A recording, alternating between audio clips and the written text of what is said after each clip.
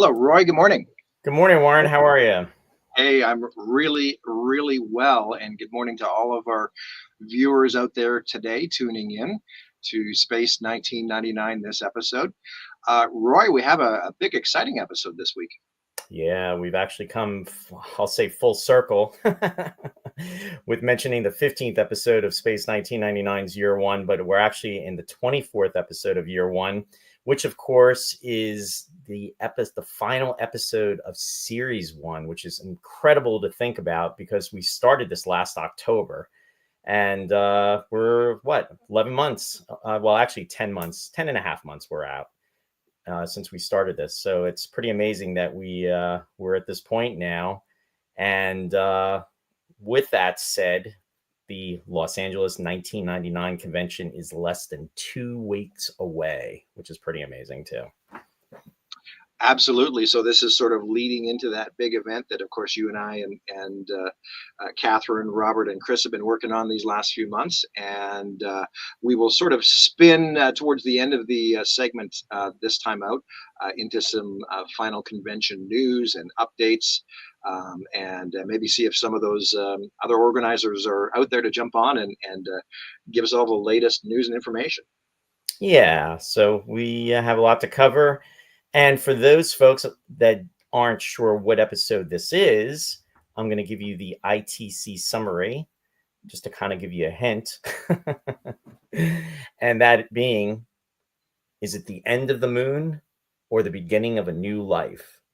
In far off outer space are found the origins of life on Earth itself as the moon's random progress comes to a sudden, inexplicable halt. And of course, we are talking about episode 24, The Testament of Arkadia. The Testament of Arkadia. You know, Roy, listening to that, wonderful. I think you should actually do some radio dramas or audiobooks or something. You've got a perfect radio voice. Well, I sense your sales coming through there, Warren. Nice try. No, okay, well, let's get into it then, and we'll dive into that wonderful opening credits sequence. Absolutely. Here we go.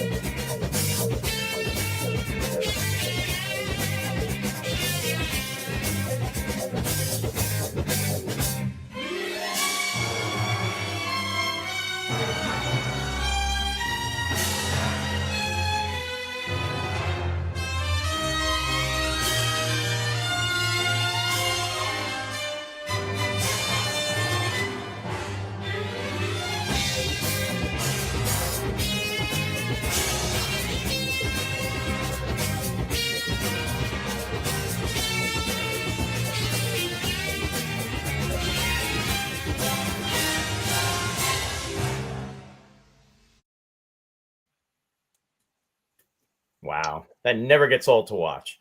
Isn't that great? Thank you, Catherine Boujol, for her amazing work. Amazing. Absolutely. Well, welcome everyone, and welcome to our special guest this week. I keep saying this week, we're not really weekly now, Roy, but this is a lifelong friend of mine named Cameron Just, out of Saskatoon, Saskatchewan. Cam and I grew up in Regina years ago, and I can safely say I can attribute Cam to why I'm a Space 1999 fan today. I don't know if you remember this or not, but years ago, so even after, so probably in the early 80s, so long after the show had ran, that's sort of when we got to know each other, Cam. And I remember you coming over one day with a bunch of old Star logs, and we were going through them, and you were just all about Space 1999. And I'd sort of like, it was like, 5 to 7 years later, I'd sort of forgotten about the series. It wasn't on anymore. And you sparked in me, how fantastic it was. And so we scoured through those old star logs looking for, the articles from David Hirsch and things like that, and any photos we could get. And just, so it's your fault to this day. Well, I was a big fan of the ships. I mean, I think in retrospect, I was a fan of Brian Johnson, right? Because he went on to do so many things in Hollywood, and it wasn't until I got a lot older that I realized actually who he was. So I think he was the biggest influence for me in why I loved the show. And to this day, it really comes down to the effects work, and that was the part of the show that I loved as a child and made me stick to it. And I still am stuck to the show, and I'm not exactly sure why. It's just it's one of those things that I'm not that big of a Star Trek fan, to be honest, but I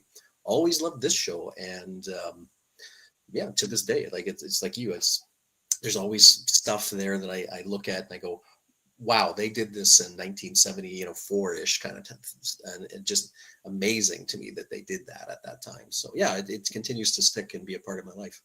Yeah, you actually hear, thanks for joining us, Cam, too. And you hear this a lot, where the show appealed to different fans, for different reasons. And it's kind of cool. And then to think that, here we are 50 years later and we're still talking about it, we're celebrating it. And it's just a way that, everyone across the world has come together to honor the show. But it is interesting, though. There are folks that like it for the stories. There are folks that like it for the actors, for the special effects, the sets, the different music. I mean, the two different styles. I mean, you have, with year one, Barry's Grays, which is bigger than life. And then you have, with year two, Derek Wadsworth's more contained, but more jazz type music. But there's so many different reasons for appreciating the show. And this is just another reason. So it's cool to hear. Yeah, I think we're going to have some interesting conversation today. And sorry, Cam, for cutting you off, but I was just going to say that it's one of those things where, when I was watching these as a 5-year-old, 6-year-old, I mean, there was so much to unpack.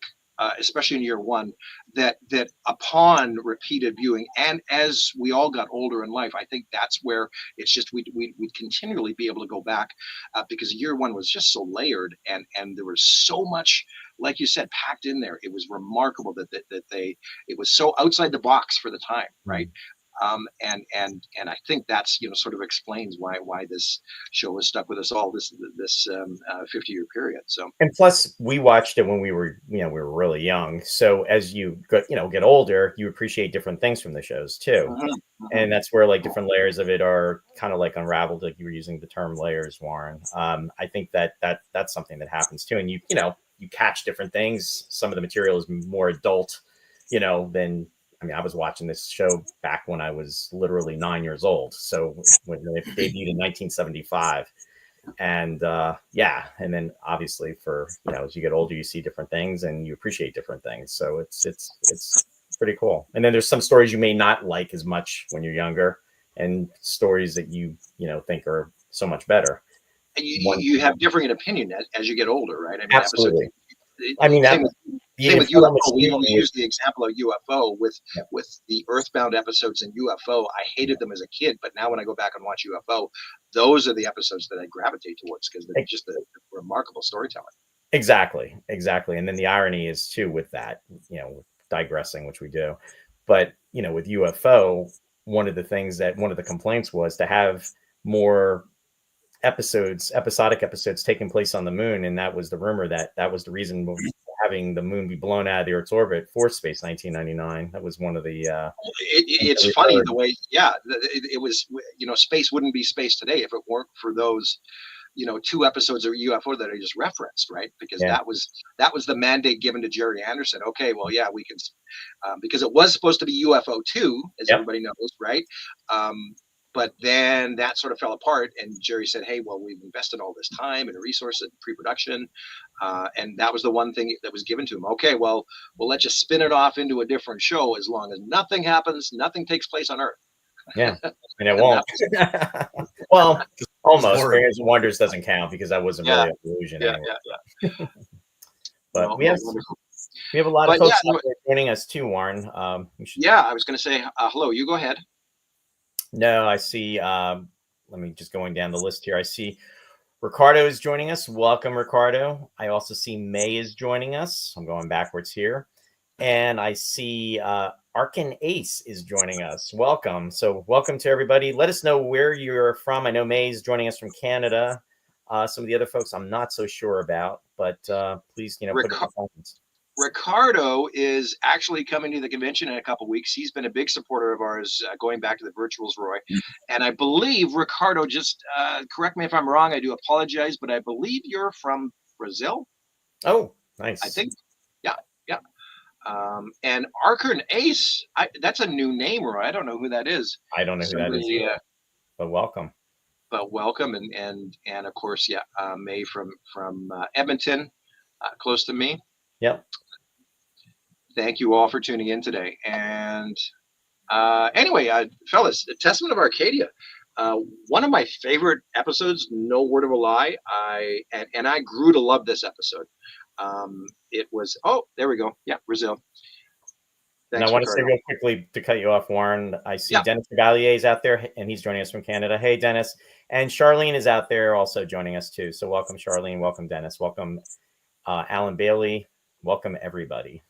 Yeah, you betcha. And of course, Charlene just wrote a brand new book on Space 1999, just out in the last month. You have your copy handy, Roy? Yeah. There it is. So if you We're all aliens until we get to know each other. Yes, so definitely check that out. Go online. It's you can purchase that on Amazon, I believe, and yeah, definitely look it up. And please post your reviews, which is very helpful. And thank you for putting the time and the effort into this, Charlene. Much appreciated. Yeah, you bet. You bet. So anyway, yeah, a Testament, of course, in my mind, as I was saying, one of my favorites, because it is obviously it's in that small group of episodes like Black Sun, Collision Course. Some of the really deep philosophical, metaphysical episodes, if you will, and I love those. That whole grouping, and this one in particular, some great guest starring performances, of course, as well as the whole concept and theme behind the episode, and even like as Koenig says in the voiceover, the way it sort of turns the entire creation myth on its head, right? Topsy turvy. I just love that whole idea of being seeded, being planted from out there in space, and it just really, to me it's one of the most powerful, one of the episodes that resonates the most, and I just can't say enough about it. What about you guys? I'll let Cam go. Well, yeah, I mean, those aspects are for me, they feel like a great way to end the season. Like if they didn't know, for example, they were going to have a season 2, this would have been a great way to end it, because perfect. It's the perfect arc for the Alphans, right? They came from Earth, and they, there's always this underlying in a lot of the different episodes where there's this like spiritual force that's kind of pushing them along. Well, if that arc were to continue to its logical completion, you'd have this episode at the end where it's like, yeah, the whole reason behind all of this was just to bring them back to Arcadia to reseed where life came from. So that adds a very interesting element of it. But as the CG, I shouldn't say CG, as the person who's into the special effects side of things, there's one really, really interesting shot. And I don't know if they did this in any other episode, but it's around 10 minutes in. And they've got, the people coming off the Eagle, and they're actually walking off the Eagle in this shot. And the Eagle is huge. And I remember as a kid thinking, did they actually build this thing? Like that, it really, that's the one right there. And as a kid, that just, for me, the fact that it looked like the Eagle was a real thing Yep. Blew my mind. It just absolutely blew my mind. I actually thought they built this thing, and it's. I think if the show had continued, at some point they would have built a partial set of this thing. And it's obvious to me now that it's a matte shot, a close-up shot of the eagle, and then they've matted it in. And I don't know if they've done it in any other episode where they did something like that. That's the only one that I can remember, and it's one that really sticks with me. Like, I have a really distinct memory of this when I was 6 years old, seeing this on TV and thinking, wow, they actually built that thing. So this episode has that distinction in my mind for that particular memory of making me think that the eagle was actually a thing that they built. Not that it was a real flying vehicle, but that it was something that was on set. I mean, I knew this was a TV show, and then I remember telling my mom too, I said, if they can build it, I can build it. I got it in my head that I was going to build one of these things just as a play structure or something. And of course that never materialized, but it's interesting that shot kind of, it's still with me to this day. They actually used that. They filmed that shot for Another Time, Another Place, which was episode 6 of way back. But this shot that they used in Testament of Arkadia was an unused shot from Another Time, Another Place, because the camera actually panned differently when they show the shot in Another Time, Another Place, whereas when they're showing it in this, it's more of it's looking on. But to your point, no, it's a it's a fantastic shot that they used, Matt, and it just really gives the vastness of the eagle, and it was very exciting to see because we never saw anything like that. If you're a Lost in Space fan, it with the Jupiter 2, which was one of my favorite ships, when they would actually use the large scale Jupiter and you would see it, it was always incredible. And again, with this, just the way they actually had it set up for the shot, it really gives this sense of realism and vastness to the eagle. And it's pretty cool that they actually, plugged it in for this. Nick? Yeah, it really gave a sense of size and scale. And that's what Year One was always very good at, even with the sets and main mission, right? It was so grandiose for the time. It was 2001 on TV. You felt like you were on a moon base. I mean, with Year One, to me, it just seemed so vast. And then to your point, Warren, when you have, you had Main Mission, which I mean was just incredible as it was. But when you have like the nuclear power station, a set like that, also the hydroponic set, which is almost like a redress of the power station, but still different things like that. It just adds to the realism of the size and scale of the entire universe. Yeah. But that shot count, I mean, you're absolutely right. It was a remarkable achievement for the time, especially on television. It was absolutely. The next shot that blew me away, like as a child, that blew me away because I thought, oh, this thing is a physical. It's in reality somewhere. The next shot that blew me away was probably done by the same team, was in Empire Strikes Back when they were actually on the Millennium Falcon. They did build the Millennium Falcon for that movie. So, in my mind, those two things were equivalent in terms of just destroying my mind. I was a kid who was like, these things actually are real, right? So that's worth noting. Yeah. And that was Brian Johnson that worked on Empire. That was Brian Johnson, and he won an Academy Award. Him and his team won the Academy Award for that movie too, which was pretty good for the special effects. Yeah. And he's such a nice guy. We've met him a couple of times, Roy, and he's so humble and just so approachable and gracious with the fans. No, absolutely. One of the things too is, when this episode was made, they did not know that they were going to be doing a Year 2. So that's the other thing too. So it would have been the conclusion. It would have been a nice, and again, we will be covering the Year 2 episodes down the line, and I'm not going to turn this into Year 1, Year 2 discussion, but it really was a nice way to end the series with this episode, and the narration done by Barbara Bain as Dr. Russell, as in the episode prior, which was Dragon's Domain, where Martin Landau was doing the narration. So that was kind of fitting too. Roy, are you sure about that? Sure about what? Well, you just said that Dr. Russell was doing the narration in Testament, and I said it backwards. Yeah. Yeah, Oh boy. I didn't have my coffee this morning. Yes. No, I Martin know. Landau doing of course. Martin Landau doing Testament of Arcadia, and Dr. Russell, Barbara Bain doing Dragon's Domain. Are those the only 2 episodes where they did do voiceover in season 1? In year 1, yeah. Year 1, yeah. Because I know she did a few in season 2, but yeah, you're right. That's the only 2, and they both have that. Series 2. She would do she was doing the what was almost like the equivalent of the vlog. Yeah. But it's interesting. These 2 episodes, they have a parallel, and they have that ethereal quality to them because of the voiceover, right? It makes you feel like you're watching a past event or something that happened a long time ago. It's really a good touch. It does work well, and the other thing that strikes in my mind when you say that, Cam, is the original version of Blade Runner with the Harrison Ford narration versus not. It's just, to me, it's not the same movie when you go and you watch that director's cut that he put out years later. There was a unique charm about hearing Harrison's voice. Yeah, and how many director's cuts of that movie are there? Isn't there like 20 of them? I'm conflicted with Blade Runner.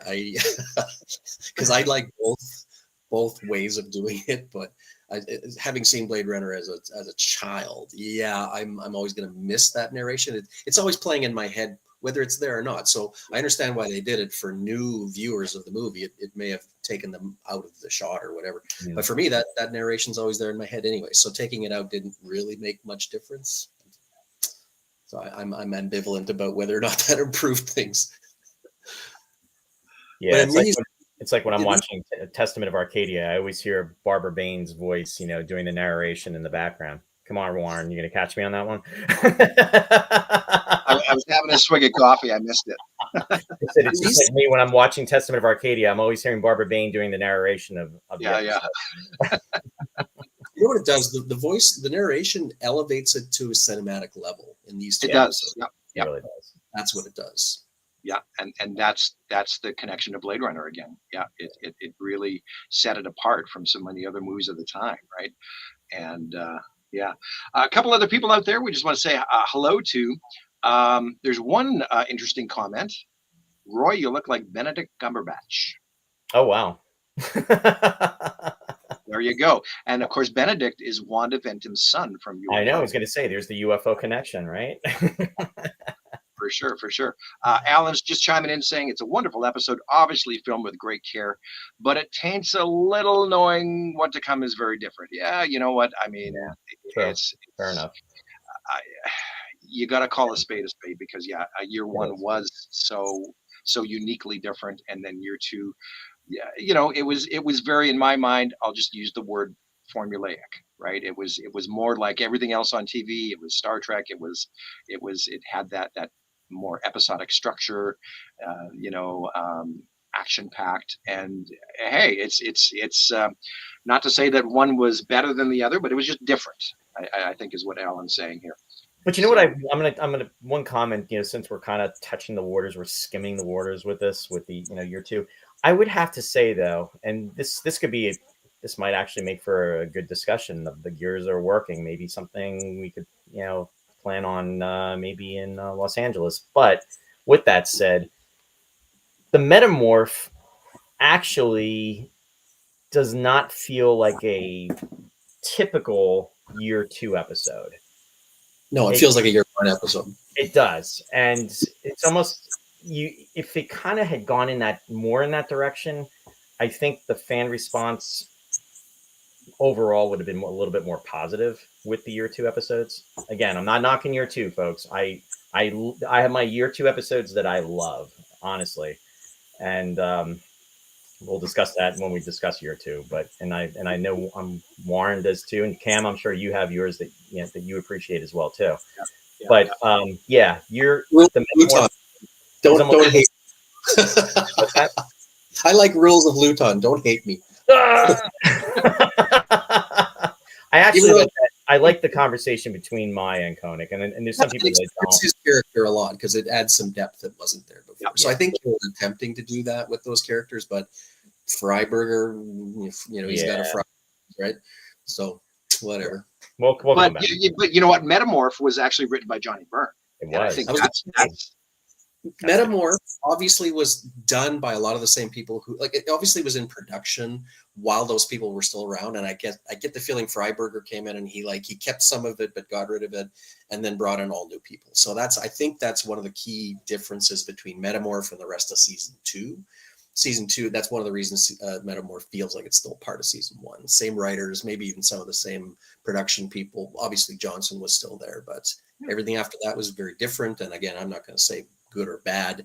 I have my favorite episodes and out of season 2 as well. So, well, that's an interesting point, because that just sort of proves the point that it wasn't so much the changes in year 2, because Metamorph is a tight episode, right? It feels really good, but it's just ironically enough, in terms of characters, though, the only characters that really would have, been around would have been Koenig and Dr. Russell. Originally the Chief Eagle pilot was going to be Mark McClintock, because they weren't bringing Nick back, which would, how could you even think that? They had eliminated Prentice, they had eliminated Clifton, Paul and Tano. Tanya wasn't present, and I remember being upset about the three of them not being there, and I was like 10, and when you hear things that the audience isn't going to like miss them, it's like, really?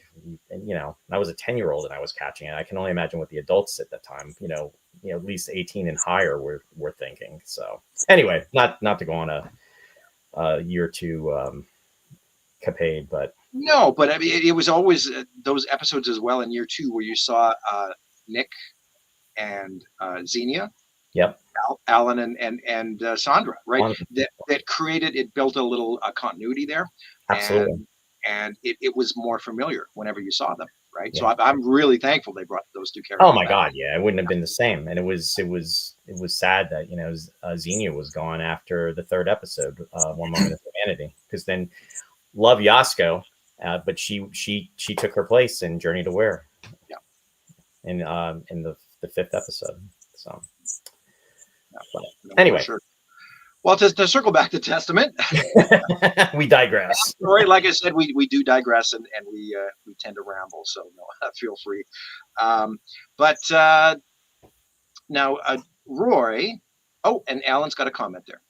Yeah, Alan's saying there is some dumb dialogue in the Metamorph, though, in my honest opinion. When Mentor warns them not to shoot at his projected image, and the guy who shoots says something, he goes, maybe I can neutralize it. And then Koenig says, Lou, wait. And then he fires the laser rifle and then it bounces back. And Picard. Picard. I know. Picard is Lou Picard. I know.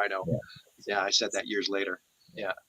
After seeing the show again in the 80s and 90s. It's like, what are the chances, right? Yeah.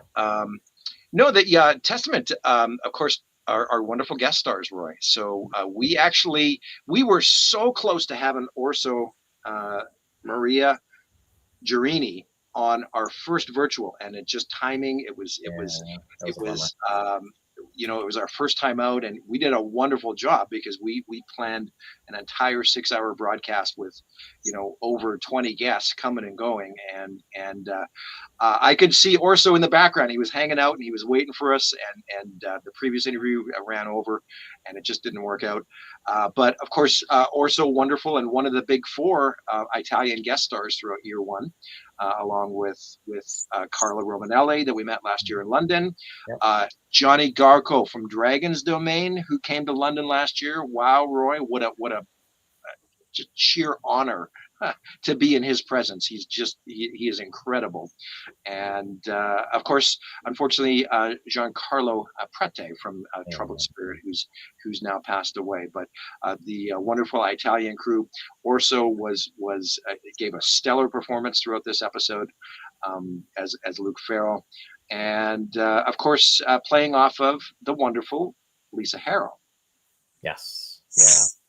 And Lisa was almost going to be able to join us in 2019, but some things had come up and she wasn't able to join the event. However, fortunately, last year, we reached out to her, and she was very kind to send in a video clip to have played right, at the London convention. So we thought it would be nice to share that with everybody today. Now, mind you, this was recorded last September for London 1999, but we thought it would be appropriate to share with the audience since we are talking about the Testament of Arcadia. No, for sure. So I will play that right now. Hi, everyone. This is Lisa Harrow. You may remember me from the Space 99 episode, Testament of Arcadia, in which I played Anna Davis.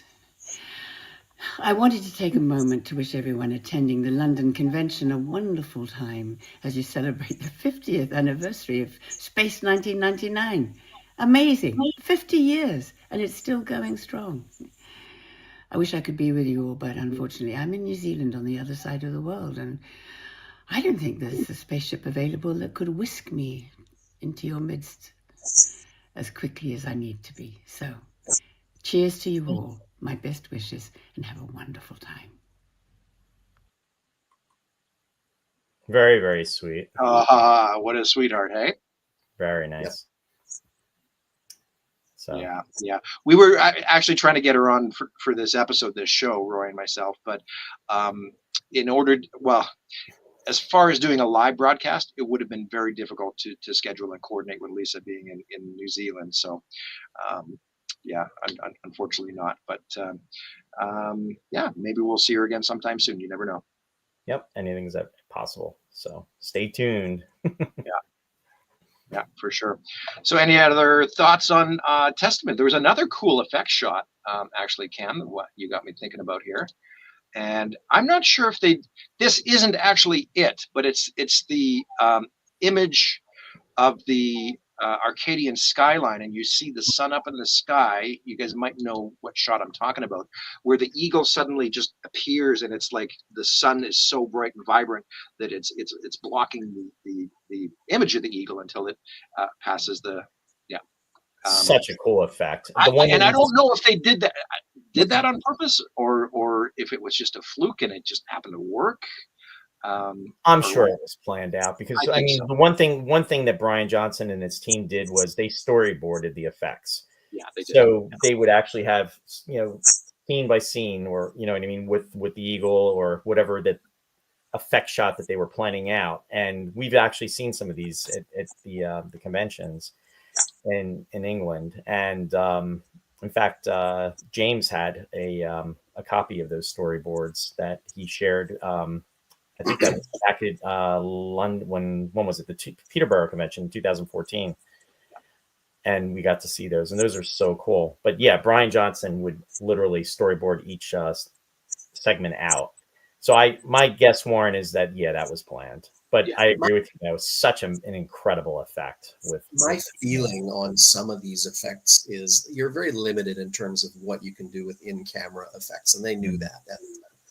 And I think there was, and not just with this episode, but with other episodes, there was probably plans to do some work in post.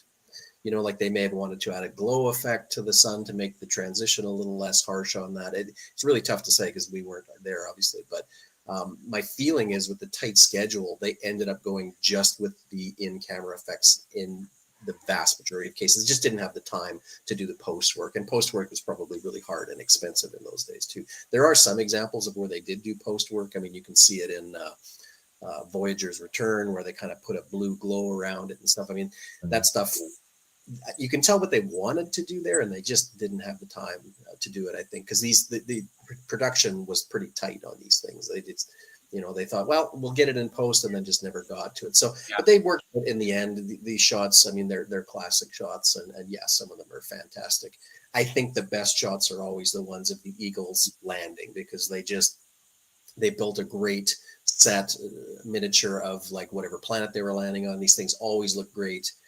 That's why there's so many shots exactly like that one right there. They just always look fantastic, and 100% in camera, which I'm always a huge fan of.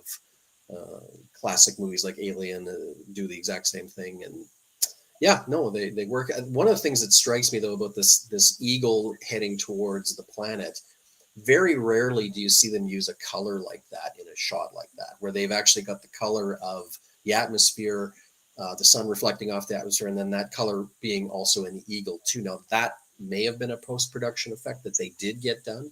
It also could have been lighting that right there. It could have been lighting that they did, on set in camera. I'm not sure how they did that one, but very rare that you see that in episodes where they have colors in space. It's usually pretty stark coloring, but yeah, they put a little extra effort into this one, and it shows. And you know what? As soon as you start saying that, it's one of those things where I never really noticed that before. But yeah, it's very rarely they do that. Very rarely.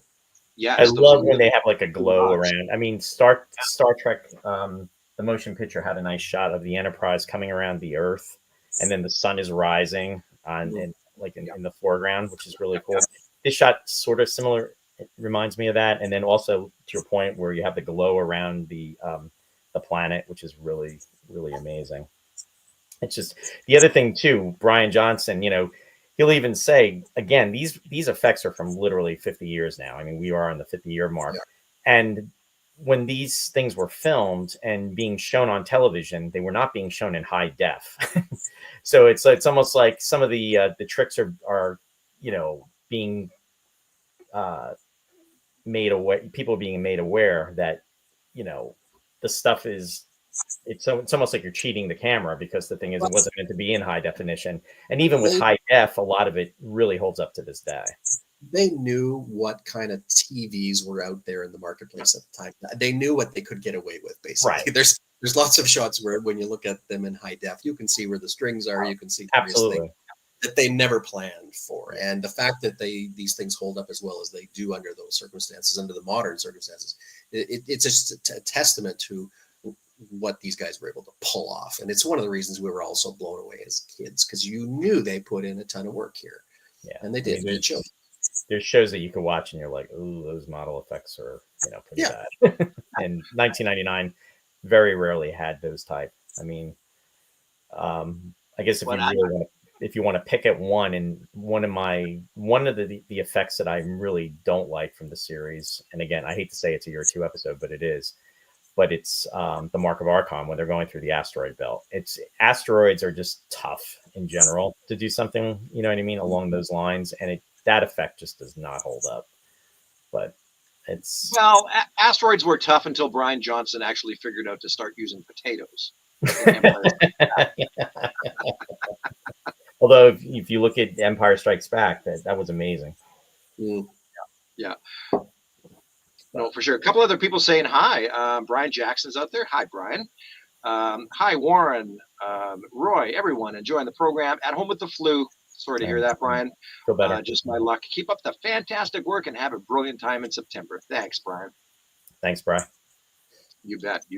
Feel better. And another lady joining us, Roy. Cherry's out there. Hey, guys. Finally found you on Facebook. Couldn't find you on YouTube. Wish I could go to the con, but have to stay home and take care of the children. Lots of laughs. Have fun. Thanks, son. Hi, Sherry. Thanks for joining in. The ditties. Squeaker or Marblehead. Perfect. Okay. What else? Oh, Kendo Warriors. I want to talk about Kendo Warriors. Yeah, definitely. A little different opening, but you know what? It serves very well. Again, like we talked about Rules of Luton and just the building the backstory a little bit. It's nice to see some of the elephants in their off time and what they're doing in the recreational times. Seeing the solarium and Force of Life. Opportunities like that. I really enjoyed it. Obviously, a redress of Koenig's office. Yeah. The gymnasium, but it works, right? I mean, they did what they could with redressing these sets and repurposing them, which is awesome. And again, it just added to the overall enormity of the base they were presenting, right? All these different areas. Star Trek was sort of confined. They had the bridge, they had engineering, they had sick bay, and they had that one hallway, right? And well, they had a rec room too. Yeah, they had the rec room, but no, space really went above and beyond when it came to showing Alpha as a living, breathing, functional base. It sure did. And in regards to what you were saying about in their recreation time, because Luke or Koenig says to Luke, same time next week, for like a rematch. Yeah. So it just goes to show you, this is something that, once a week period, and, they plan accordingly. So it kind of gives a little bit of a stability, and planning that's taken place behind the scenes, which was a nice touch, even in the last episode, right, for the first season. Yeah, there is a very interesting camera shot right after that scene too, where they've attached a mini camera to Kano's desk, and as he spins around the desk, the camera follows Kano into the room. And again, I don't think I've seen a shot like that in the series anywhere else. So they're trying to get tricky on that one, and it works. Like they pulled it off, but they must have had some interesting equipment attached to the desk, I would think. Yeah, that was a nice moment. A nice moment captured with that. And we get to see a couple things. We get to see the jackets that they used in the Black Sun, the silver jackets. When things start to get cold on Alpha, they pull those out of storage. They're reutilizing those. And also, Kano and Paul are playing what I believe was it backgammon? They were something playing like that with the dice. They were playing some kind of game, which was interesting too. And even Sandra says this should warm the game up when she brings out the jackets. So it was just, a little bit of realism there. Well, and aside from the silver jackets, of course, we see some Year 2 style jackets on the security guards, do we not? Like the orange and the blue that we saw quite predominantly in Year 2. The other thing that sticks in my mind, just speaking about the opening, is this is, I think, this and Collision Course are the only two times we sort of get that hard opening into the opening credit with no timpani. Timpani lead up. It's just a boom, and here we go, and that's sort of a little different intensity as well that I like about this episode. Our moon was stopped fast in space, bam, and then goes right into it. Exactly. Yeah, and it's interesting too, Warren. You were mentioning about the jackets. Those two orange jackets were worn by Dragon's Domain. Yeah. This time the security guards got them. Yeah. And the strangest little tidbit of all, actually, Luke Skywalker wears one of those jackets at the end of Star Wars: A New Hope as he's accepting his jacket. Yeah, except it's a yellow one. It's a yellow one, but it's the same. It's the same style. Yeah.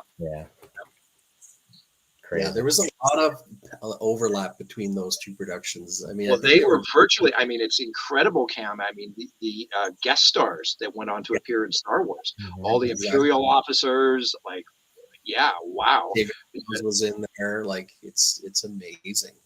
Yeah, I think they were filmed at the same sets, were they not? Like in London, they were the same. The same studio, right? Well, I mean, space was studio. Star Wars was at Elstree. Yeah, but it's still it's there's only I'm sure a certain number of British actors, right, that are working in the industry that would have gotten the call to go audition, and away you go. Well, interesting enough, there's a video that's out there, and actually I have it somewhere. I got it years ago. It's called Elstree 1976, and there's an interview that takes place with many of the actors that were in Star Wars and how it progressed and became what it was. But in fact, Pam Rose is one of them is in that. Also, David Prowse. Dave Prowse was in the Beta Cloud in Year 2. There's another example, but of course, Peter Cushing, and then also Christopher Lee. Years later in the prequels. Years later, I'm thinking more along in the Star Wars. And then the X-wing pilots. You had the Red Leader. He was in Bringers of Wonder. I think Drew Henley, if I'm not mistaken. Drew Henley, Angus McInnes. Yep. McInnes was a Y-wing leader. Yeah, and then also he was in the Immunity Syndrome, and he was there in London last year. And it's terrible. I'm not thinking of his name at the moment. And he was also in Seed of Destruction, Space Warp. He was a security guard. Jack Clapp. Jack Clapp. Yeah. Thanks. Jack Clapp. Yeah. He was there. He was also an X-wing fighter as well. So many people. Captain Nita was in Guardian of Piri. Yep. Julian Glover from Julian Empire, of Glover. course, Yeah. and later in Indiana Jones. And the list goes on, but there's definitely the Star Wars / Space 1999 connection there. Yeah, yeah. It's pretty obvious that George Lucas was aware of Space 19 and its popularity, because the original designs for the Millennium Falcon, he sent them back because he said they looked too much like the Eagle. Yeah. Yeah. That's a very famous story. That the Falcon was originally supposed to be the blockade runner with a different, Yeah. the more familiar Falcon style cockpit, right?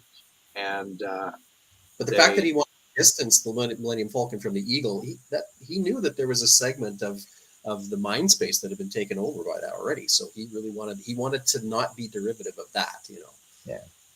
And the interesting thing too is he actually George Lucas had approached Brian Johnson about doing the special effects for Star Wars, and what happened was literally the day before Brian Johnson had signed the contract to do the second series of Space 1999. So 1999 would not have been the same without Brian Johnson. No way. No, and that work in year two. I mean, he doubled down, and that's why year two is so beloved from the all the Eagle shots and Incredible. boy, the hangar crash scene, right? The scene in Sand Spectre, with the, oh boy, just For the crash on Torah, it just amazing, amazing work, incredible. Well, and the other sort of famous story we've heard about George Lucas viewing the series comes down to the episode in War Games. Yeah. Or the shot in War Games where you see the bomber fly overhead. Yeah. Oh yeah. And everybody swears that Lucas saw that and that was his inspiration. Yeah. Yeah. It definitely came first. No questions about that. Yep. Yeah, no, for sure. Oh, here's a comment coming in, and this is from I don't want to butcher the first name. Marianella DiCarlo. Oh, okay. Hey, Marianella. She said the commander's sleeve sometimes appears dark blue, other times black. What was the real color? I never figured it out. It is actually charcoal. It's a really, really deep charcoal, and just depending on we were talking about the TV resolutions of the time, and the different transfers on home video down through the years. It's really hard to tell, to be sure. And then the other thing is the thing that always bugged me in year two is that his jacket never really matched his collar. Like sometimes he had a black jacket, but then they had a blue one sometimes, and he had 4 different ones, if I'm not mistaken. He had the dark black, he had the dark blue, or maybe it was only 3. He had the gray, and then he had the other jacket, which was the salmon jacket. But those colors would change depending upon what episode. And just like with Tony would have a blue, and then he would also have there was a dark green version that Alan wore a couple of times, and there was just no rhyme or reason to it. It was just like whatever came out of the laundry that day.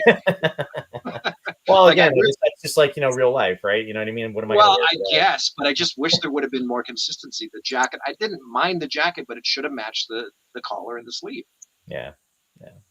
Just with Koenig, you would have thought his would have been always black, but anyway. Well, I'm going to go down a rabbit hole here now because I know this is a sensitive subject, but I like the vest that he wore in Metamorph. A lot of people hate it, but I thought it was I remember seeing that in a promo for year two, and it just boom! It just jumped out at me. I went, "This! Oh wow, that's so cool!" Oh, you can actually see the commander's sleeves too, because you can see the sleeve color, right? It does, yeah. You barely saw a sleeve throughout year two for those jackets. Yeah, I'm reminded of Picard's jacket in the Darmok and Jalad. People get the same reaction to that. Like, up until that episode, he always wore the exact same thing. All of a sudden, this jacket shows up, and so there's fan division on that one too. But I felt the same way when I saw Koenig. Yeah, it's funny with that, Cam. I remember reading because I think if I remember correctly, Patrick Stewart had said in an interview, well, Captain Kirk had a different style of uniform when he was, in several episodes. As in and I love the wraparound tunic. That's like the second series wraparound tunic has always been my favorite. And then they had the first season version, and then they had the second season, obviously. And then there was even a version in Charlie X that was worn by Robert Walker, which was probably an aborted type that, Kirk could have had. But anyway, that was Picard's rationale, or not Picard. That was Patrick Stewart's rationale that, he would have something different. But I only think they only did it for like maybe the 5th season, and you really didn't see the jacket after that season. I think there was a fan outcry. I don't remember anything specific at the time, but I think people were just like, no, don't touch his coat.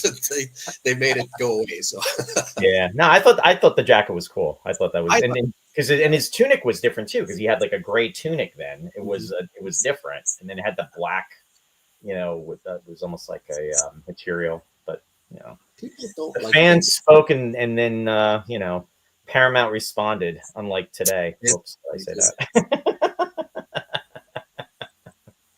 Something that's striking me. I'm just watching this episode as we're talking here, and I'm struck by how much work was done by the lighting and how vibrant the colors are. The stuff behind them, even on Main Mission, all of that was lost in when it went to TV in 1975. It was just all lost. I mean, as far as my memory of the show is that it was in black and white. And I know I didn't watch it on a black and white TV, but TVs were just so inferior at that time that all this work they put into colorization that you can see perfectly on the high def versions, it was all lost on the TV versions. Just, you couldn't see any of it. And it's too bad. It's really sad. Well, and that was one of the critiques, is that everything looked very bland. Right? It did look black and white, but now I watch it and I'm just like blown away. It's so colorful. It's amazing. Yeah, because I remember a couple of people saying, even the beige on the uniforms blended virtually into the sets, and there was no distinction. But TV resolution at the time, right, was a factor. Because they shot it in 35 millimeter. I mean, and it was very cinematic. And I've had this discussion before. I'm not sure if you and I've talked about it, Cam, but when you watch space in HD now and you use like a zoom mode to make it widescreen, where it just clips the top and bottom, doesn't stretch and distort things. I hate that. But you just clip the top and bottom, and everything is like with a couple of exceptions, everything's perfectly framed for widescreen. Yeah. Even when it comes down to the credits, right? And a lot of shows you just can't do that, or you're missing credits, and people's heads are chopped off. Space was shot, year one in particular, so theatrically that's one thing that nowadays you can watch it in widescreen and it's like, wow, beautiful. Yeah. I mean, they shot it open matte, obviously. Things are pretty well centered. I think I'm looking at one shot right now where the head takes up the whole frame. So if you crop that, you'd lose some of the head. But I mean, I think it would be fairly easy to make a widescreen print. They have to move the frame up and down on a few shots, but it would be very nice in that format for sure. Yeah. I got involved with that a little bit in doing the a breakaway extended cut, because we made a widescreen matte of that. Dave Thomas did over in the UK, and it works wonderfully. Yeah, I think that's how it should have been. Yeah, I've been, all these years, I wish, because they have done that with some series. They've released Battlestar Galactica. They released a 16:9 version. Space would be perfectly suited. So the original BSG? Yeah. Did it really? No. And you're right. I mean, they did have to go up and down a little bit with the pan, right? But it works fairly well. Roy, you've seen that, right? Yeah, I have. Yeah, I'm a huge Battlestar fan. From the Eastern Alliance came in, and you had Hector and Vector, but you know what? Before that, it was all good. Say no more. Trivia. One thing that takes place in this episode is something that does not take place. I think there's only maybe one other episode in this season that takes place with something that takes place in this episode. You're going to test my trivia knowledge here? Yeah. Any ideas? So say that again. Something that happens in this episode that no other episode. That's Yeah, fine. it happens in one. It happens in one other episode besides this one. I'm going to guess all the primaries are on the planet. That's a Like great guess, but that's not what I was going for. No? Okay, because I'm seeing Alan and Victor on the planet, which I don't know how many times that happened. Yeah, that's true. Yeah. Yeah, Alan and Victor were actually in full circle together. So yeah. Let's see. Does it? Okay, give me a hint. Is it to do with say a visual effect or? Not a visual effect. It's not Okay. it's not an effect shot. Okay. It's if I get a little more specific than that, I'm going to give it away. Let's put it this way. It doesn't deal with people. I'll say that. It's not people related. And it's not a visual effect. And it's not a visual effect. Is it an eagle? Something to do with the eagle? It could be. That would be a hard yes. It is eagle related. Okay, let me think about the cockpit shots. And this is open to everybody out there that's tuning in too. Something unique. Okay. Oh, I know what it is. God, and I love this. I love this because again, it just expanded the universe, expanded the world. In the passenger pod, you can see the rear door open into the storage area, and you can see the moon buggy. You can see the lights they use in Arkadia. Yep, exactly. Yep. Good job. Love it for that. It's those little things that just add so much, right? Yeah, Brian's saying moon buggy. Yeah, we do get to see the moon buggy. It's not driven, but we do get to see it on the planet, which is kind of cool. Yeah. So, yeah. No, perfect. Well, listen, fellas, we've done really well here. Cam, you've hung in there. You weren't sure how long you could last, but we're hitting that 1 hour mark. We were just going to transition into a little more convention-related stuff. Do you have any final thoughts on the episode, either one of you? Just that it's pretty solid. I mean, everyone does really good here. I'd say Victor's a tad underused because it's not really his forte, right? They've got those other two characters who one's a linguist, for example, and the other guy is into jiu-jitsu or whatever. So I mean, they just didn't. Victor's maybe my favorite character of the whole show, and I found him a little underutilized there, but. Other than that, it's really solid. Structurally, it's. I was thinking about this. It's interesting. I was talking about the metaphysical aspects at the beginning, and that sort of incorporates that first half of the episode. But then, tonally, it sort of shifts once they get back, and the subplot starts to get going involving Luke and Anna and everything they're doing to basically hijack Alpha, and it becomes this little sort of mini heist, if you will.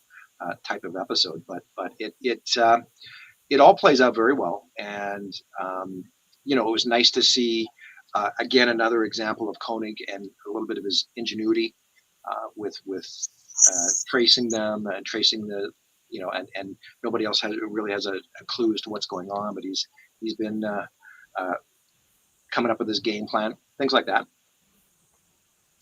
Yeah, it really works well as a final episode, and I would agree. Victor is underutilized.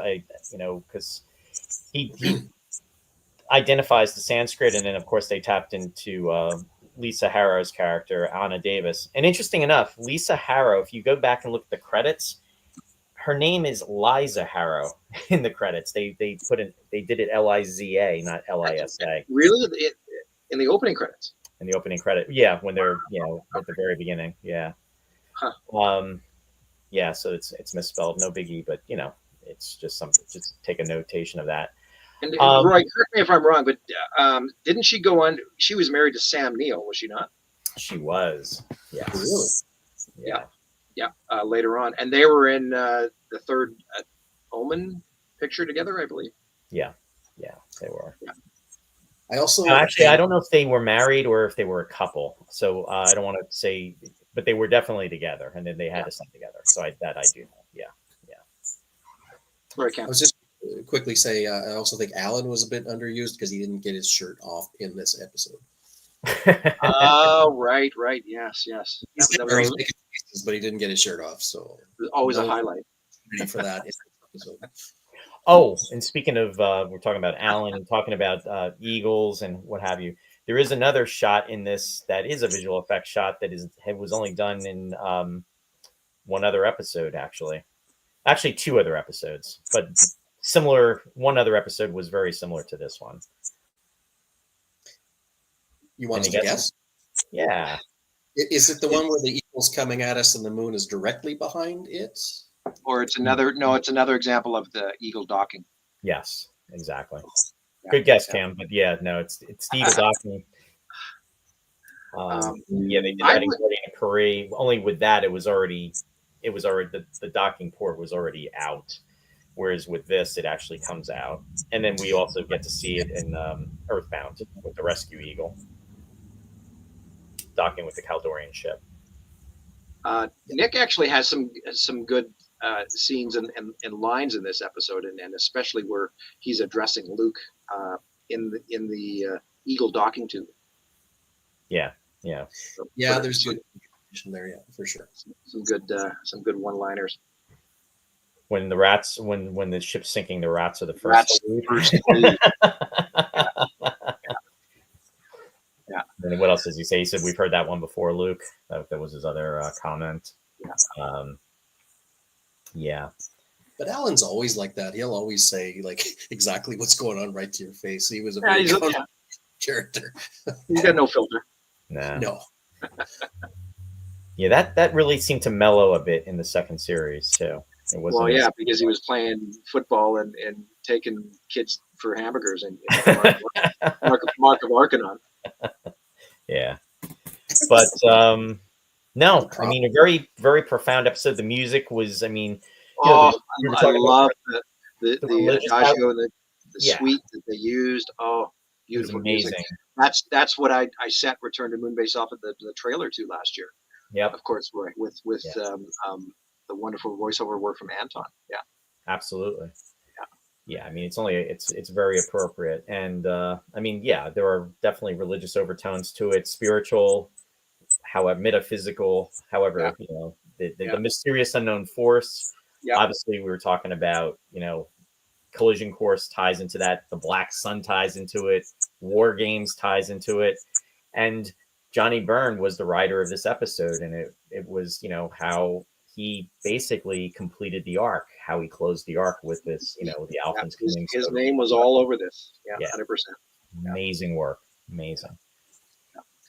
No, for sure. Okay, well, listen, that's I think going to wrap that portion of the show up. Thank you very much. Cam, really quick, though, I mean, if you have 30 more seconds, of course, I didn't really get this out of the beginning, but not only have we been lifelong friends, but you've been actually looking after our website and hosting our wonderful website, www.space199950years.com. So thank you very much for that and your help and support down through the years with everything to do with these events and conventions as well. If you have 30 seconds, just tell everybody out there what you sort of do, if you have any projects or websites you'd like to promote. I don't have a ton. I have a YouTube channel where I'm thinking about releasing a bit of my Space 1999 stuff. I do. You've seen some of the stuff I do. I do re-edits and I do some kind of touch-ups on special effects. So that may happen in the future. I think what I'll do is I'll send some of that stuff to you as links, and maybe you can attach them to bottom of the stream somewhere people can check them out. But at the moment, I have nothing really big that I've got to show anyone. Really, it's all just personal stuff that I work on for fun. So, oh, it's really cool though. Yeah, and thank you for your help with the website too, Cam. That's an integral part of everything. What we're doing. So, in regards to the convention and everything, and it's very much appreciated. Yep. Well, thanks for having me here, guys. That was fun. Yeah, no problem. We'll say farewell for now then, or you're welcome to stay. We're just going to talk about the convention. It just depends on your schedule. I know you got the little ones roaming around and things like that, but you made the time. They're up at the moment, so I'm good. Yeah, no, you're welcome to stay. We were sort of hanging out, seeing if some of the other convention committee members could join us. I don't see anybody there, Roy, but we can just go ahead and talk about all things LA if you like, and Sure. take it from there. So, yeah, well, of course, we're 2 weeks away. Hard to believe, right? And that last year is just come and gone so quickly, Roy. And we're of course gearing up to our next gathering, right? And this time in Los Angeles. Obviously, the decision was made, based around the close proximity of not only Nick Tate but Barbara Bain. So we're very happy and pleased that they're both going to be able to join us.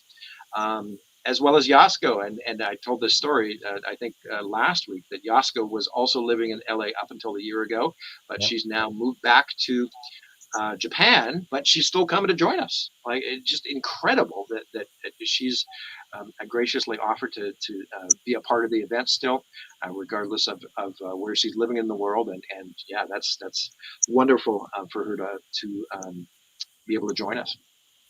No, looking forward to seeing everybody there. So it's definitely going to be a special time, and it's definite. It'll be a lot of a lot of things packed within 3 days. So we're hoping that the folks can make it. And again, we're celebrating 50 years of Space 1999, which just doesn't even seem. It's very surreal, because this show has been, I mean, a part of my life. I think all of our lives that were, that are watching the show today. And it's kind of crazy, when you think each decade that's gone by, and everything that's happened with those decades. And here we are, and we've had the opportunity, many of us, to either meet a lot of the folks either in person or virtually, which is wonderful, thanks to technology bringing people together. I mean, especially during COVID, I mean, it was a way to kind of stay grounded and keep your sanity. So, yeah, if you have the opportunity to meet the folks in person, we hope that you will be able to join us. And they're very approachable, and we'll share our love of the series together. So, just again, mark your calendars: September 12th, 13th, 14th, Hotel Burbank, and a lot of cool stuff. Yeah, and some wonderful guests. So, I mean, we should talk about that as well, Roy. So, in addition to Barbara and Nick, of course, and we should mention that, of course, we have some very special events surrounding Nick and Barbara, and the biggest one is going to be, of course, Barbara's birthday celebration on Breakaway evening on September 13th. We're all going to gather for a nice banquet and pay tribute to the lovely Barbara Bain and celebrate her big birthday. And then in addition, we've got a special meet and greet with Nick Tate on the Friday night. Right. For some exclusive one-on-one time. Well, not one-on-one time, but it's a very small a group that will have direct access to Nick and hear some of his wonderful stories and working in the industry down through the years as well. Cam, I just wanted to I brought this. You've seen this probably, but just one of the things that we should just give a nod to the work of Daryl Simmons in building that Eagle set last year for London. I'm not sure if you've seen this one or not, Cam, but it was pretty amazing. And from an accuracy perspective, for somebody just to do this 50 years later out of the love and passion of the series, just remarkable what Daryl and his entire family put into this thing. Just incredible. Yeah, no, I mean, that's really cool. It really is. It really is. And to have the spacesuits and everything there, just to complete the experience, right? Oh my God! It's you talk about a love of passion and about just being able to experience that and be in the cockpit as we were. That was just in quoting dialogue and being fun and having fun. It was really good. Can I just bring up one thing on that topic? Absolutely. Yeah. I keep seeing videos on YouTube. They pop up in my feed where guys are building larger and larger eagle models in their backyards. Yeah. Have you guys seen these things? Yeah, yeah. I know what you're talking about. There's a fellow in Denmark, I believe, Jan. That's named Jan. Jan, and Yeah. Either one. Jan has, and it's incredible what he's done, and Jan Warnberg, and that's a great lead in too, because Jeffrey Morris is going to be joining us at the convention, and Oh, we're going to be doing a special preview showing of the Eagle Obsession, and okay. in fact, Jan is actually interviewed during that. Yes. And is in the movie, and also Jeffrey's going to be doing a Q&A, and that'll be both days. That'll be Saturday and Sunday. So yes, it's amazing how this show has affected so many people on so many levels. And again, like, we were talking earlier, that there's just so many things to the show appeals to for everybody. And Eagles is a big component of that. And the fact that he has built this incredibly, I forget the dimensions of the Eagle, but it is huge. It is I incredible. think it's about 25 feet. Is it? Yeah. Yeah. And Yeah, it's like a quarter scale or something like that. It's Yeah. incredible. no, it's definitely an act of passion. It takes me back to when I was a kid, and I said to my mom, "I want to build one of those." You want to build one as a play structure? Yeah, yeah. Yeah. It's crazy. Now, my friend Lou Place, who I've been friends with Lou probably close to almost 40 years, dear friend, lives in Rhode Island, and he probably made one of the first Space 1999 fan films, and it was back in 1980. I think he did it in 1984, and he did. I don't think he has it out on YouTube because he's very humble with his work, and he did incredible work too. But he just feels like, in regards to sharing it. But he constructed his own 44-inch Eagle. In fact, you can probably see it back there. Oh, And, yeah. Yeah, that was the very first 44-inch fan build. Yeah. Yeah, that we know of. But yeah, and he Oh actually, yeah, there was the fellow that visited the set. I'm sorry, Robin. right. Yeah, exactly. So Luz is probably the second that we know of, allegedly. But Did he remarkable. fabricate part of that, or like was that from Everything is scratch built. That was done at a time where he was probably looking at pictures in Starlog magazine for reference, and that's about it. Wow. And that's what Lou did too. I mean, he went by photographs, and because there was no internet, and back in 1984, at least that he would have had access to. It was all photos and Starlog. Starlog was like our best friend back in the day, still is. But so yeah. Well, it makes me ask the question, like, how long before somebody builds a full scale one of these things? I know, right? They just keep getting bigger and bigger. It's pretty awesome. It'd make a hell of a museum, wouldn't it? Yeah, definitely. Okay, well, there's been talk that I mean, depending on what Daryl ends up doing with, I mean, Daryl's not done either, guys. He's intending on building the entire passenger pod section, right? Oh, really? And yeah, absolutely, making it,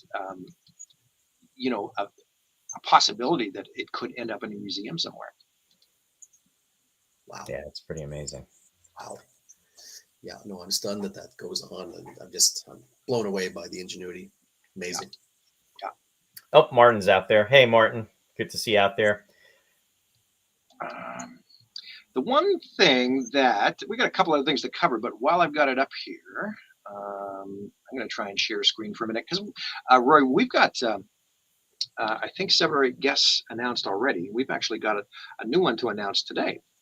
The lady that's going to be joining us in a couple weeks' time.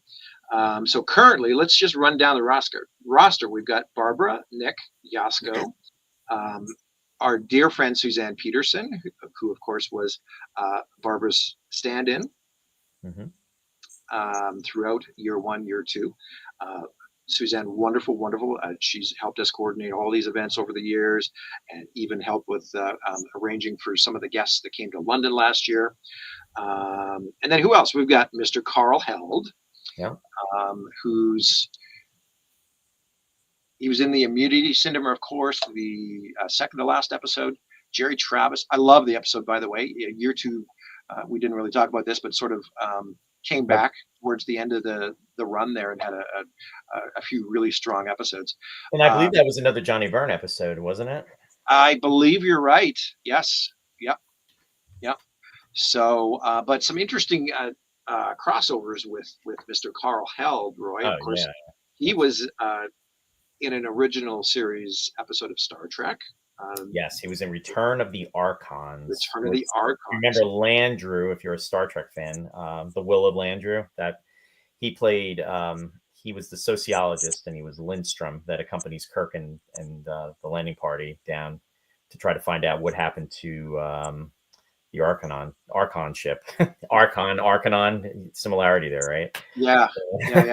But he has some really good dialogue in Return of the Archons as well, because he's one of the few sort of red shirts, if you will, that actually gets some juicy dialogue, right? Because he's very invested as to what's going to happen to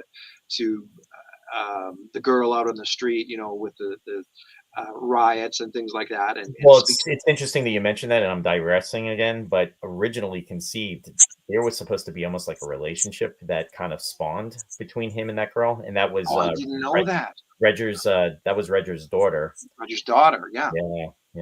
Okay, that makes a lot of sense. But then the other thing, real quick, this is the fascinating one, is that Carl Held actually appeared in an episode of The Outer Limits with Martin Landau. The Man Who Was Never Born. With Martin Landau. Wow. Like all those years ago. And that would have been filmed in 1963, if memory serves correct. So that was literally 13 years later. He was doing the Immunity Syndrome with Martin Landau in 76. And fascinating the flip-flop and roles, because in that Outer Limits episode, Martin Landau played an alien under scores of makeup and you couldn't even recognize him, whereas Carl Held was sort of the lead guest star in the episode. Can I share something with you guys? Absolutely. I was just going to say, we're probably boring Cam to tears, or he's got something really interesting to say. It's difficult for me to admit this. As a lifelong science fiction fan, I did not realize that Gary Lockwood, who was the second astronaut in 2001, was the same guy who was in the pilot for Star Trek. Second pilot. Yeah, Where No Man Has Gone Before. Yeah. I just found it out recently, and I don't know how this could have escaped me. As a lifelong fan, I didn't, but it did. It managed to escape me, so I was very embarrassed by that. What's interesting about that too is that he filmed Where No Man Has Gone Before first. He almost didn't do it. Because he was committed to doing 2001, and 2001 literally came out 3 years later in 68, but he shot his scenes in 65, which is it's another movie, so to speak. If you're going by filming, it's hitting 60 years right now. But and he just celebrated a birthday. I think he's 88 now. He was very young when he did that. He was like 28 years old. But Frank Poole, Gary Lockwood in 2001. Right. Connection though, after having seen both of those episodes, both the movie and that episode, dozens and dozens of times, just I might have to turn in my credentials as a sci-fi fan. We all have our moments. Don't feel bad. It's all good. I may have known it a long time ago and then forgot it, and that's also a possibility. And then I discovered this fact. That's okay. It happens to the best of us. I caught Roy on something here about a week ago. So I'm going to segue with that comment into our very special guest announcement. Anyway, to finish up, Carl Held, Carolyn Seymour, who went on to appear in 5 episodes of Next Generation and Voyager as well. Eva from Seance Spectre. Who else here? Catherine Lee Scott. She was Yesta in Dorzak. Went on to previously appeared in Dark Shadows, Roy. I think, right? Yep. She was also in Star Trek The Next Generation, Who Watches the Watchers. Who Watches the Watchers with actor Ray Wise from Twin Peaks, believe it or not. We've also announced, I don't have a photo of him, but director Peter Medak. Yep. Speaking of Seance Spectre and Space Warp, he directed 2 awesome year 2 episodes. Peter Medak's going to be joining us as well. And I think we covered everybody. Except for one person. Well, okay. You're going to The make person. the announcement? Go ahead. No. I'll let you make the announcement. Oh, okay. So I covered everybody except the person we're going to announce. Yep. I think. Yes. Yep. All right. No. All good. Here's announcement number 9. And let's see if I can Drum roll, please. find it here in a hurry. This is a lovely lady named Angela Staines, who was one of the Caldorians in Earthbound. And Angela currently lives in Northern California, so it's not going to be far for her to attend. As does Peter Maddock, by the way. So interesting. There's so many people are living so close to us. Angela. This, to the best of my knowledge, this is going to be her first appearance at a Space 1999 event. And she's already told me she's going to be a wonderful guest. She has so many fond memories of working with Christopher Lee, as well as Roy Dotrice from the episode. She's so excited to come and join us in a couple weeks' time. And of course, we're thrilled that she's able to make it. Oh, very cool. So there we go. And I will get rid of that. Come back to this. What else we got going, Roy? This is a big one. For anybody who's unable to attend, of course, we're going to do a live simulcast for the first time between not only multiple people and fans all over the world, but multiple events. So we're actually going to be linking over to the SpaceCon 7 event in Modena, Italy. And our friends over there are going to be joining us back and forth to enjoy and participate in current events at the same time, as well as jump on and talk to the guests as well. I know that Carla Romanelli and Johnny Garco will be joining us for this. They were supposed to be at SpaceCon, but they're unable to make it now, but they're still going to tune in and dial in. So we'll be able to catch up with everybody there. Yeah, and that's the beauty of being, technology and virtually. So that'll work out. 100%. So if you're unable to attend, you can head on over to that very famous website now, thanks to Cam, www.space19950years.com, and get your tickets. What you need to do in this case is simply purchase a supporting membership for $85 US, and that'll give you access to the Breakaway Day simulcast. It'll run for, we're not entirely sure yet. It's going to start very early on the 13th. And run for probably anywhere from 4 to 5 hours. We're going to have a number of guests on, a number of special features involving the Italians, as I mentioned, and then we're also going to run a screening of the Breakaway Extended Cut from last year for everybody. So head on over to the website, grab your supporting membership, and then you'll be sent a private link to enjoy Breakaway Day International. Very cool. And this is something else. We've put together a special panel on Sunday afternoon, and because a number of our guests do have Star Trek crossovers, we're going to have a special Star Trek panel on Sunday afternoon with Catherine Lee Scott, Carl Held, Carolyn Seymour, and of course Nick Tate, who all made Star Trek appearances. So that's something fun and different.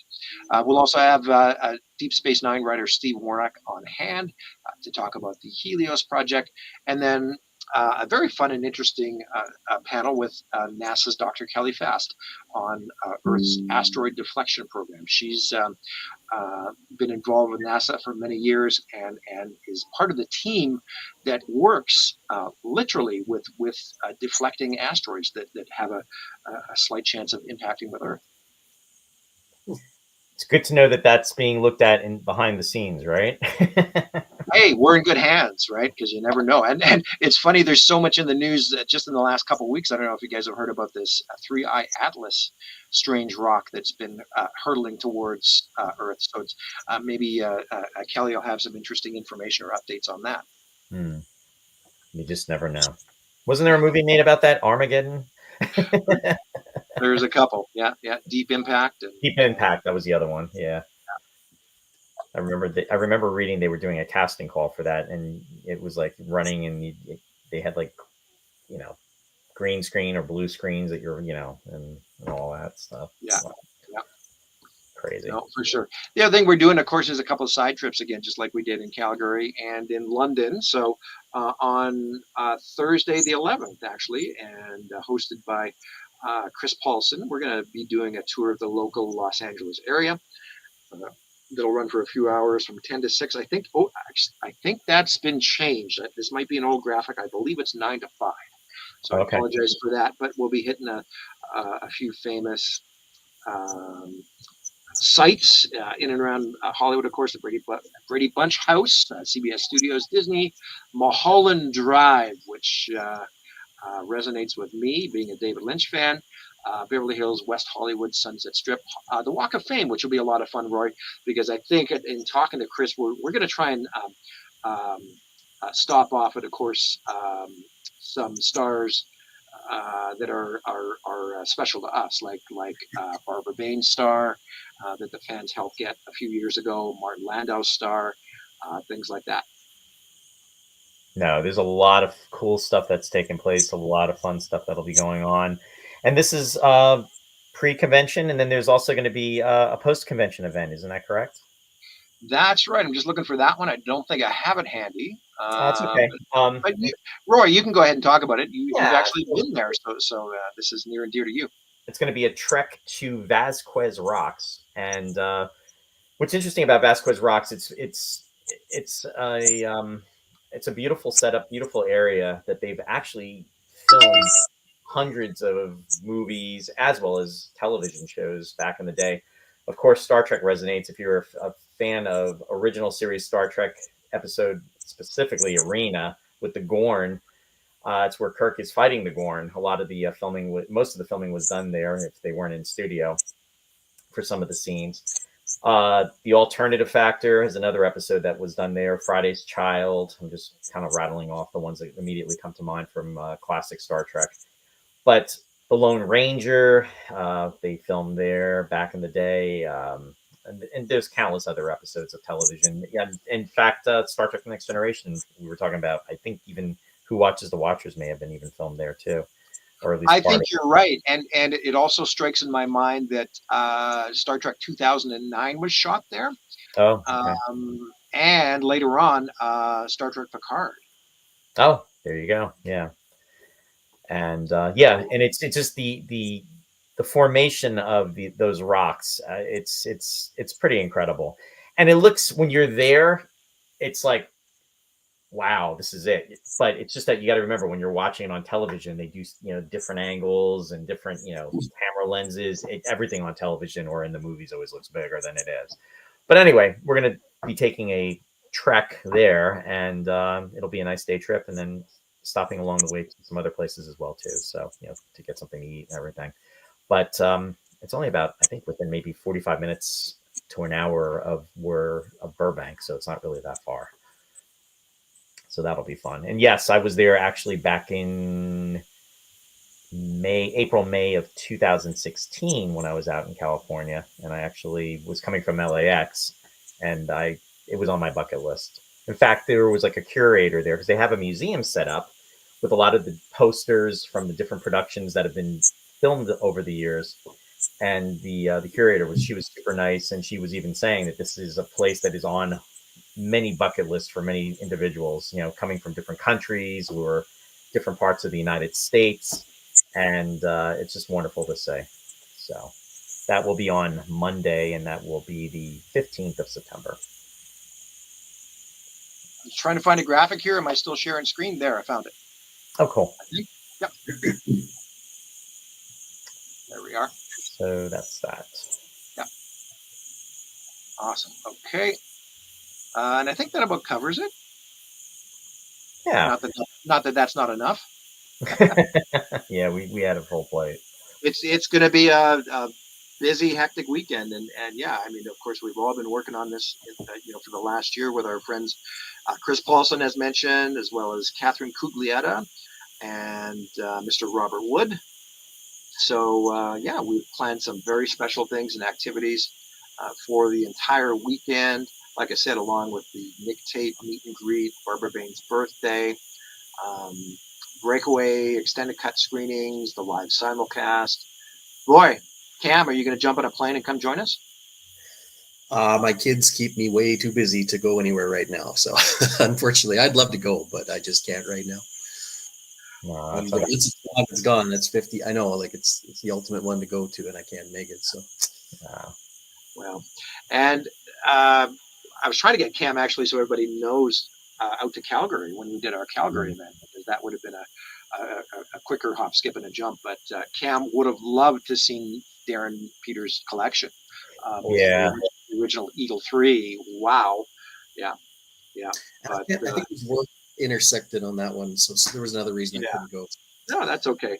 I mean, that's close enough for you and I. I mean, and I've told you all along. I mean, if you and I ever end up in Calgary together, Darren's on speed dial, and he's got he's very gracious with opening his home for people to come and see the collection. So still on the table there. Okay.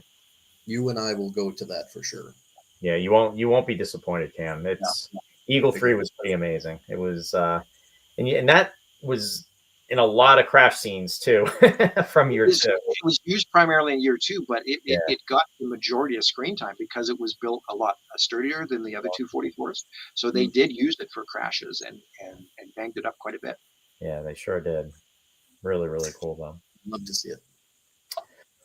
But I think we checked all the boxes though. Yeah, I think so. The only other one I can think of is here. Yeah, just a little bit on the breakaway extended cut. Of course, we showed this in London last year, and a true passion project for me to to be fair, you did a wonderful job with that, Warren, and it was very well received in London, and it's cool that the folks will have the opportunity to see this in Los Angeles at the Hotel Burbank. So if you haven't seen it and you are attending the convention, you'll definitely be able to check it out. So and of course, actually, Cam has seen a version, and I did bounce some ideas off of Cam throughout this process as well to do with Breakaway, and maybe in a couple years, with all things AI, I mean, we talked about it, but the audio clips that we reinserted, of course, are such poor quality that there might be a time in the very near future where we can simply run those clips through AI and it'll clean them right up in a hurry for us.